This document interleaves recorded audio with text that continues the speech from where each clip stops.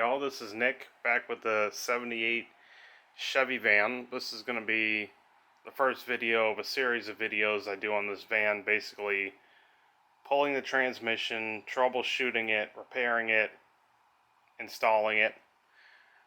But anyway, for y'all that don't know, I posted a update video months ago basically explaining what happened to this van. I parked it one day 2 years ago and transmission fluid just started leaking. Thought it was the pan, turned out it was the bell housing, so there obviously was something seriously wrong inside the transmission. But I hadn't been able to get around to actually, pulling this transmission and fixing this problem until now. I think this week what I'm going to try to do is just prepare it for removal and maybe have it removed, but I'm not going to be ordering any parts or doing any extreme tear down on it and repair.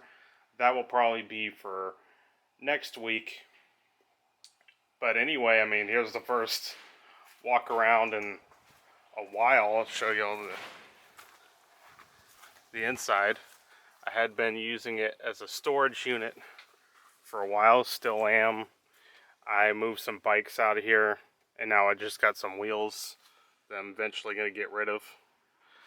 I have this tarp, this mattress that I converted into a tarp. I put it over it because, it has a leak in the sunroof, and that leak was actually causing some rot in the passenger floor. So yeah, it's stayed on there. It hasn't rained since I put it on there, but I don't know. I don't have it secure, so it might blow off. I'll probably be throwing it away soon. But anyway, before I get into just, preparing this transmission for removal and taking everything out, there's about 10 things I got to do. The drive shaft starter, dipstick tube, there's a vacuum line you got to disconnect, cooler lines you got to disconnect, and then the shifter linkage. And surprisingly, for any normal car it would be 11, because there would be a neutral safety switch in the transmission that you'd have to disconnect. But it turns out that this is some weird Chevy van thing. Instead of putting the neutral safety switch in the transmission like any other regular truck or car or something, they decided to put it on the column, and there's this tab on the switch that basically reads the shifter linkage, and that's literally the neutral safety switch. It's pretty janky, but this thing actually still does run. What happened was when we went to start it about a week ago or two, and I got the video here. I'll go ahead and throw it in there. Y'all can see it. And basically, the neutral safety switch was bad at first. Took that out, bypassed it, and the thing still runs great. It's just this transmission issue, and this thing should be back on the road. I'm thinking it's either the torque converter, or there's an actual seal behind the torque converter in the transmission that, obviously could leak as well. So I don't know what it is, but before I go yet again into tearing this apart, I'm gonna just be checking some things. First thing, of course, is transmission fluid, which is a ridiculous long dipstick.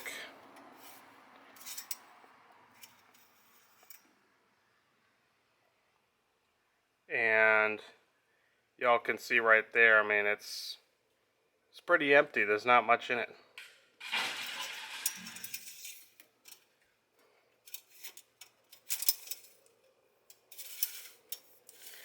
And then apparently on these turbo, this is a LS9 350 small block with a turbo 350 transmission, automatic transmission. And apparently what I've seen from watching some other videos is actually a little cover under the bell housing that you can remove so you can see the torque converter and everything else, and I'm planning on removing that first, just so I can get an idea of where the leak is coming from before, you know, I tear things apart. It is also pretty dirty under here, but anyway, I'll be back with that cover removed. And I don't know, maybe if there isn't a cover, then, you know, I'll just have to keep going on, you know, removing the rest. But it definitely does not really have any transmission fluid left in it. So I'll see y'all in a bit.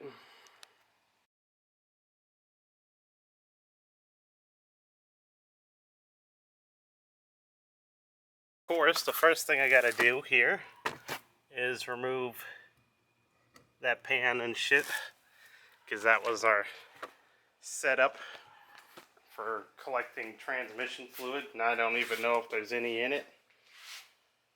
But yeah, it's really dirty under there. I'm gonna get a friggin' broom, brush the shit out from under there. So that there is probably as clean as I can get it. Here's all the transmission fluid that came out. Seems like a lot. It's heavy, plus years of friggin' water and other shit that probably got in it. So it's nasty. But yeah, that cover's coming off. Hopefully there's not any tranny fluid sitting in the bottom of it.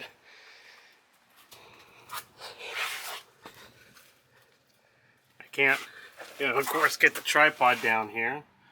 Sold my GoPro a long time ago, so. But anyway, stupid exhaust pipe is keeping me from removing that cover.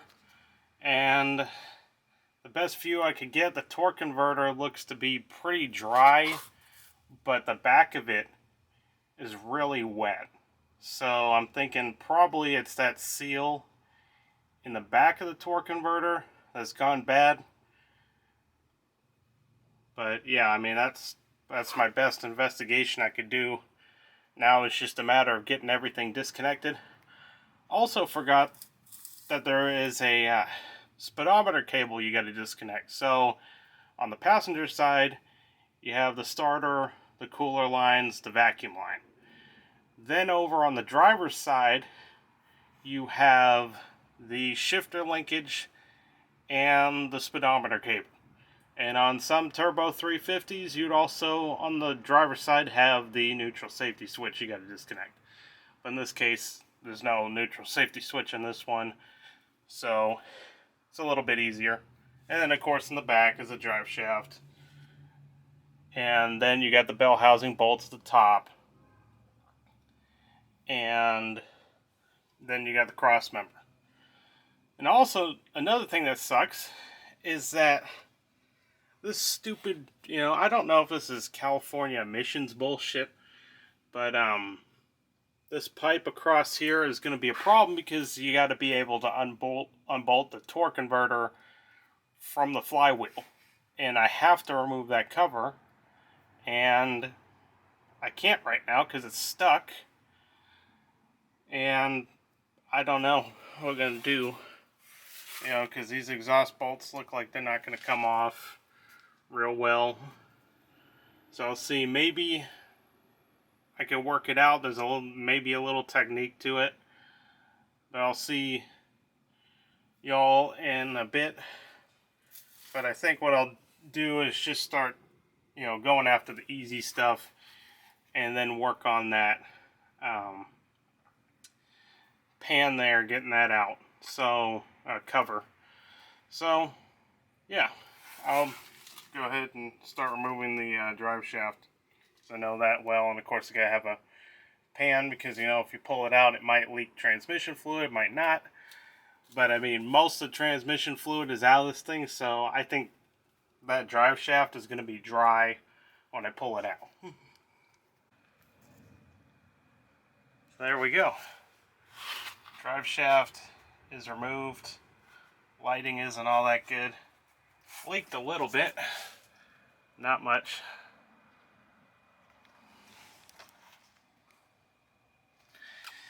Yeah, so now it's on to the starter, which is over here on the passenger side, and then the cooler lines. And then this vacuum line is interesting. It doesn't look rubber, it looks like a hard line. Yeah, and I mean, this right here is the cross member. So current update on progress.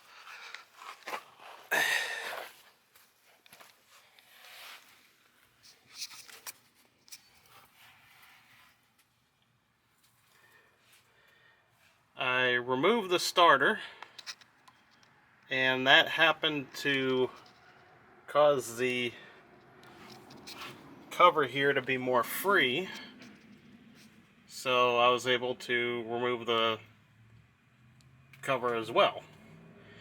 And now I can see, and obviously you can see that's a pretty clean torque converter. There's nothing really wrong there. And now I have access to the flywheel, so I can undo the flywheel bolts. There's one right there. Of course, they would put them on this side, they wouldn't put them on that side. And I can see a freeze plug right here. Looks pretty good. Every time I would touch this van, there would always be this mud dauber flying around. And I just found this huge friggin' mud dauber nest right here. So that's probably it. Every once in a while I hear a bug flying around, but other than that, I'm completely fine so far. No wasps or bees, just mud dauber. Now it's time for the cooler lines, which are right there, and then that vacuum line, and then I'll be over to the other side disconnecting the shifter linkage and the speedometer cable. And then at this point it's just unbolting this flywheel, and the rest is just bell housing bolts and the cross member, and hopefully this exhaust pipe doesn't interfere too much with this transmission removal. Yeah. Too bad I didn't have my GoPro. I could be videoing every little bit that I'm doing here, but do y'all really have to see? You know, this is basic shit. You know, down there's just some strap bolts, 4 bolts. I'll probably go over later all the sizes that I got here. But yeah, and then, you know, the starter is just 2 bolts that go directly up. And then, of course, you know, there's 2 nuts to undo these wires here. And then, yeah, and then the rest is just wrenches and stuff. You know, I can't get a socket in there, so I'm obviously going to have to put a wrench in there to get that out. This is my first time removing a transmission. I guess you could say this is like the simplest transmission you could start off at when it comes to first time removing a transmission. You know, so far it's pretty simple. And of course, never forget your dipstick tube, because that's going to be a problem if I forget about that. But yeah, so I'm making good progress here. That's on the cooler lines. Hopefully cooler lines don't leak all over the place. And then this goofy friggin' vacuum line. There we go. Cooler line's disconnected. And then just this vacuum line, it's just a rubber thing. I'm still hearing that mud dauber buzzing around. It's mad at me. But yeah, these are disconnected. Be careful of these. They can be soft because they're old and you don't want to round them off. Here we go. So I'm pretty much finished with the disconnect project going on here. So I got the shifter linkage off. I got the speedometer cable off. You know, that's just screwed on there. You can get a vice grip on it. and it just loosens up. It's at the very end there. You know, it's hanging down here. Shifter linkage is pretty easy. There's just a little pin that holds it in, and then it just slides out from the bracket. And the biggest challenge here was getting these flywheel to torque converter bolts out. They're 9/16. It's a 9/16 bolt and nut. And you have to have a wrench and a ratchet. And I got them out. There's only 3 of them. Now the torque converter is completely free from the flywheel. And now it's just bell housing bolts in the cross member, but I'm starting to realize that I don't know which one to do first, because if I do these, I think this thing might drop down. I'm a little bit concerned. So it just depends. I'll see later when we remove this transmission what we decide to do first, but it's pretty much ready to go. And that's how you prepare a transmission for removal. Just all those things, except the neutral safety switch wire, because it doesn't have a neutral safety switch there on transmission. So yeah, I'll see y'all in a bit when we officially remove the transmission. I'm definitely going to record that, pulling it out, because that's the main part. The rest of this stuff is just side shit that anybody can do. Easy stuff. But yeah, I mean, it's not that complicated. Those are the almost handful of things you got to do. So I'll go over them one more time. Drive shaft, starter. Don't forget your little pan under your torque converter. Remove that, definitely. Cooler lines, vacuum line, speedometer cable, and shifter linkage. And if you have a neutral safety switch in your transmission, you disconnect that too, and it will be on the driver's side. Bell housing. And then, of course, you know, last thing would be the dipstick tube. But the way you remove that is removing the doghouse. I'm not going to mess with that right now. I'll probably pull it out later. This transmission's only leaked a little bit of fluid. Not too much to make a huge mess, because most of it has obviously been depleted. I could probably open up that pan and there'll probably be barely anything in it. But yeah, I'm just glad that, you know, I don't know. I mean, it's hard. It would be nice and easy if it was just a torque converter, because then you just, you know, take it out, throw out the old torque converter, pop a new one in, and be good to go. But it's obviously more of a complicated problem because it's behind the torque converter, and that means you got to, you know, take transmission out, pull the torque converter, and then look down in there and pop that seal out. And then it's like, well, you get all the way down in there, you might as well just keep going all the way to the bottom of the transmission and rebuild the damn thing, because it's how old and it's had how many miles on it.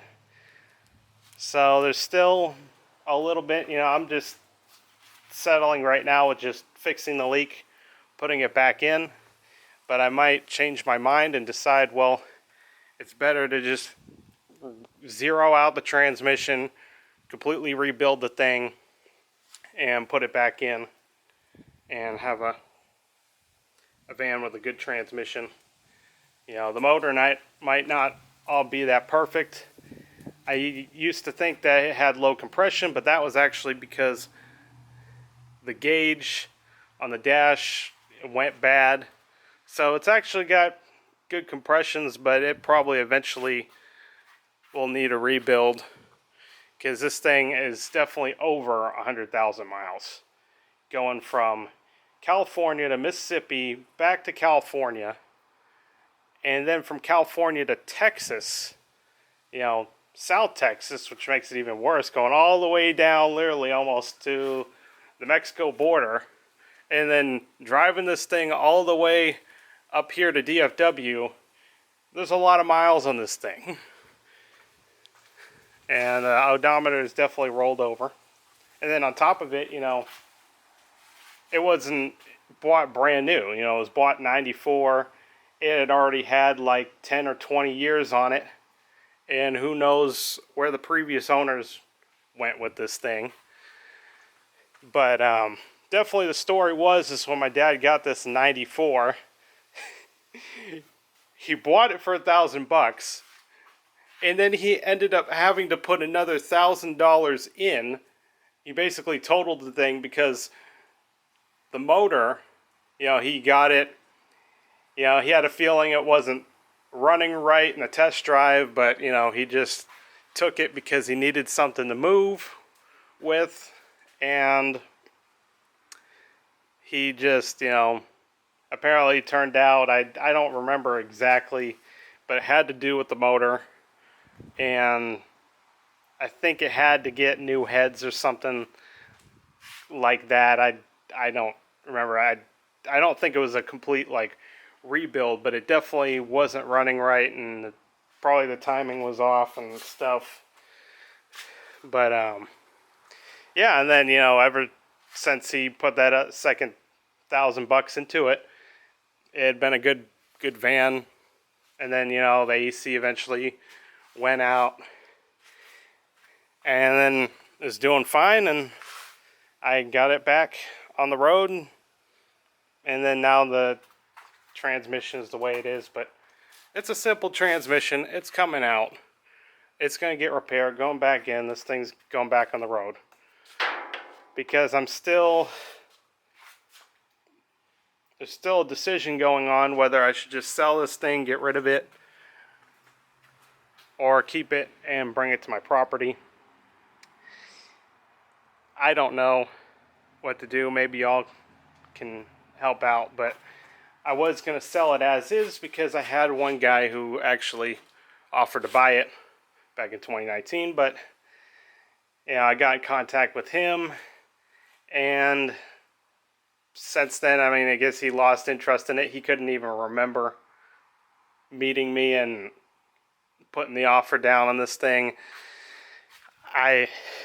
So, you know, he just decided to pass on it, and then there was actually a guy before him that offered to buy this thing, but he moved out of the neighborhood. He is somewhere else, and I don't know where he is, but I'm just not going to bother going through all that, trying to contact him. You know, so I haven't listed this thing online for sale yet or anything, but what I want to do is, if I do sell it, I want to sell it functional. I don't want to sell it a broken piece of shit that you need a trailer for. You know, that's not how you get something to sell fast. People want running and driving vehicles. They don't want broken vehicles that they got to go. You know, there's only special type of people that are willing to pull up with a trailer, take the thing on as a project. You know, and of course you got to have your projects on the market too. You know, but this one, I mean, it's just too good to sell as is. You know, if it's got a good motor and the transmission's bad, you know, fix the transmission, get back on the road. So I'll see y'all in a bit when it's transmission removal time. So I thought I was good with just all that I just did, you know, with the starter off, the drive shaft off, the vacuum line, the cooler lines, the shifter linkage, and the speedometer cable. Well, apparently, and of course, you know, the cover and the torque converter to flywheel bolts. Well, apparently I wasn't finished, because something that was a problem before is still a problem, and I'm going to show y'all what I'm talking about. So basically, if I can even get the camera under here, it's kind of a sideways angle, light is shitty. But that cross pipe right there, of course, you know, with normal cars, they would just run it closer to the motor ahead of the bell housing on transmission. But apparently, this is a Chevy thing, I guess, I don't know. But they ran the friggin' cross pipe under, basically under the transmission pan. So in order to get the transmission out, you have to drop those exhaust pipes. You have to take the exhaust pipes out. And of course, do I want to do that? No, because exhaust systems, especially on older vehicles that have been on there for decades, are the worst to get off. Because all of those nuts and bolts and studs, whatever, those have been basically affected by heat. And now they're chemically different. And if you go to try to take those nuts off or those studs off, they can break and cause hell.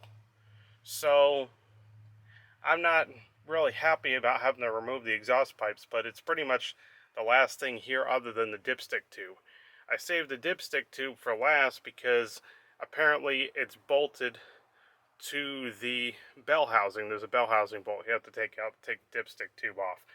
But anyway, I gotta drop this exhaust system, and I had two options. I can either unbolt the headers from the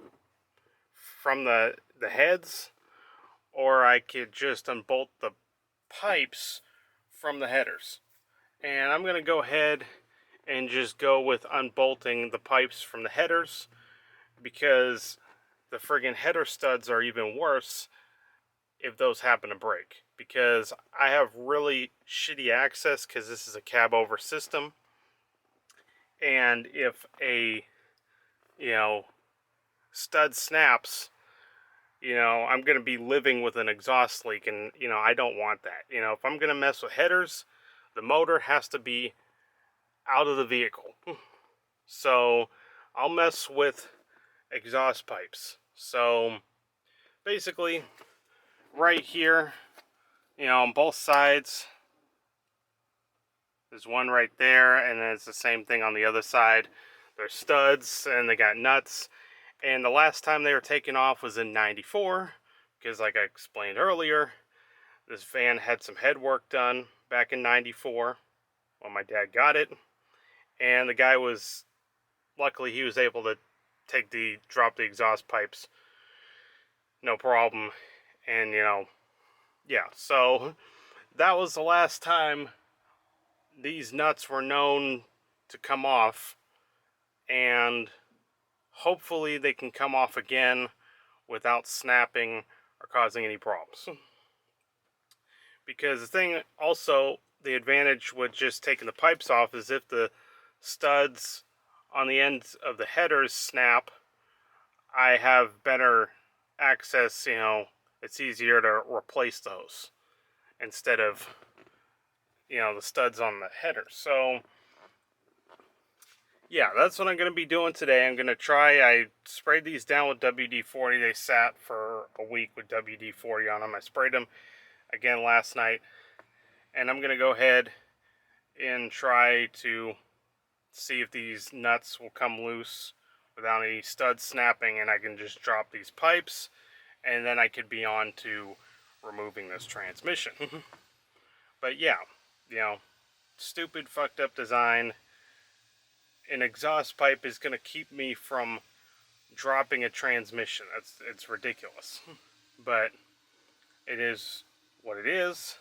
So I'll see y'all in a bit. Making my first attempt at trying to take these pipes off. All but two nuts, studs snapped pretty much. At least I have one nut to still hold the exhaust on, but I'm like, if I can remove these studs and get new ones. I'd rather do that than mess around with trying to put these back on, because I don't like these. You know, the fact that they're snapping and shit. You know, those other ones I was probably lucky to get off. But yeah. So yeah, I mean, that's pretty much it. I'll be back in a bit, dropping the exhaust system and getting it out of there so that everything is good to go for this transmission. And then I guess, I don't know, maybe today the transmission might be coming out, maybe tomorrow, maybe the next day, I don't know. We'll see. But yeah, I'll be back in a bit, at least getting this exhaust system out. So I'm gonna drop this exhaust and call it a day.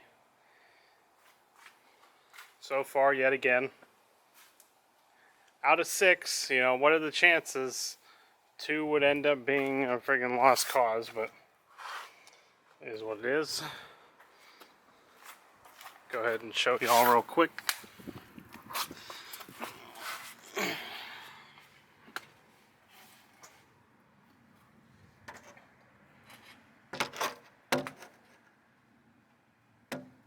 Getting the flashlight, if the flashlight will cooperate.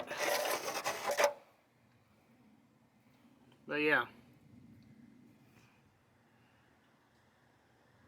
y'all can see that, I guess, pretty clear. Yeah, so pretty much the exhaust at this point is dropped, and now I can pull it out. The last one was the last mount was a little weird. There was one bolt going into the frame, and then the other bolt, you know, both of them are like 1/2 inch. The other bolt was going into this angle bracket, and then this angle bracket had a hole in it, and the frame had a hole in it, and it looked like that angle bracket had a second bolt that went into the frame. I don't know, it's a weird thing, but I guess maybe there's a bolt missing. Maybe this exhaust was taken off before. I guess, well, if I think about it, you know, well, there was head work, exhaust was taken off. Maybe he took the whole exhaust pipe off and he left the bolt out. Who knows, but yeah. So far those hangers don't unhook from the rubber. You just have to go from the very top of the frame and they come out. So now I'm going to be dragging this exhaust out, and then we should be ready to go for transmission removal, and that will probably be another day. I'm just going to remove this, call it quits.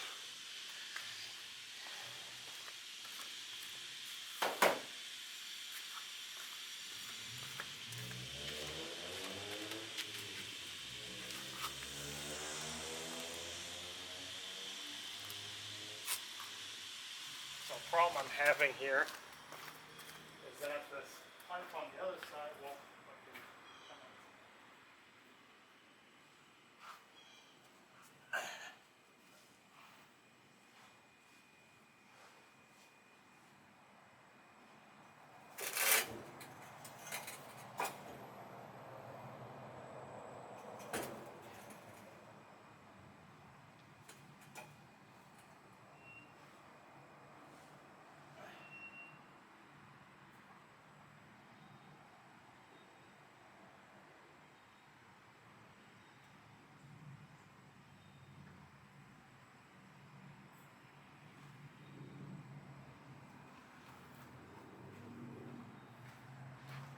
Okay, so I just discovered something.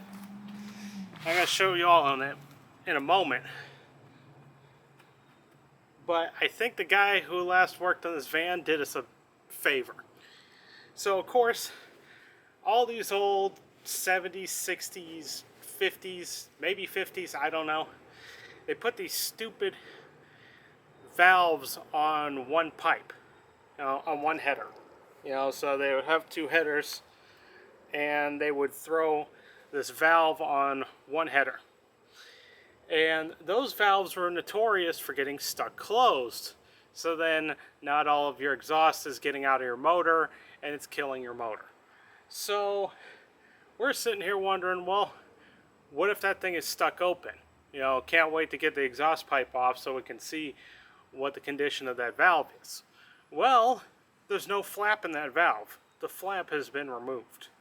So I guess the guy did us a favor and he just pulled that out, and there. That's really good. So I'm going to pull the rest of this out.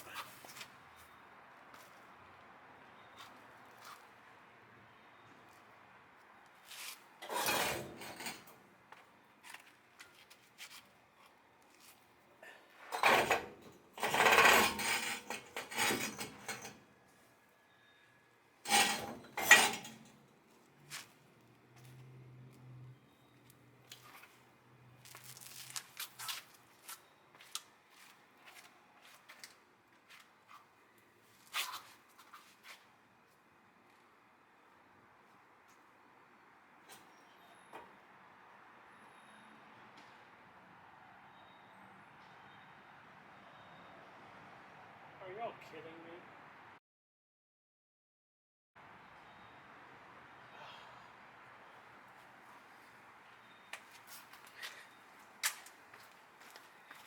Yeah, so this exhaust is not coming out.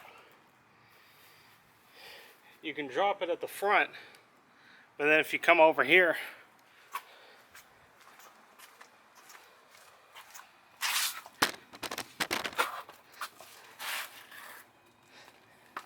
you see this?